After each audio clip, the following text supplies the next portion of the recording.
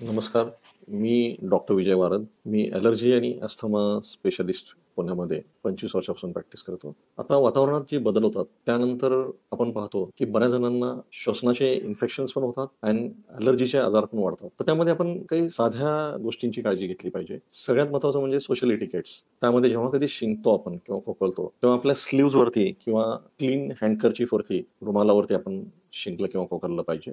तर त्या संदर्भामध्ये तज्ञ डॉक्टरांच्या सल्ल्याने अचूक पद्धतीच्या ॲलर्जी टेस्ट करून आपल्याला कुठल्या ह्याच्याने ॲलर्जी होते हे जर कळाली, तर आपण त्या सिंपल काही प्रिकॉशन्स घेतल्या, तर त्याचा बराच फायदा होतो. तेव्हा तज्ञ डॉक्टरांच्या सल्ल्याने सुरक्षित औषधं घेऊन आपण हे आजार टाळू शकतो आणि त्यातून आपण संरक्षण स्वतःचं करून आपल्या फॅमिलीचं पुढची होणारी परिणाम आणि दुष्परिणाम पण कॉम्प्लिकेशन्स ज्याला आपण न्यूमोनिया म्हणतो किंवा ॲलर्जीमुळे दमा, काळा दमा, नाकाच्या हाडाचे प्रॉब्लेम, सायनोसायटिस, स्किन ॲलर्जीज ह्या वाढतच चाललेल्या आहेत. त्या आपण चांगल्या पद्धतीने थांबवू शकतो. धन्यवाद.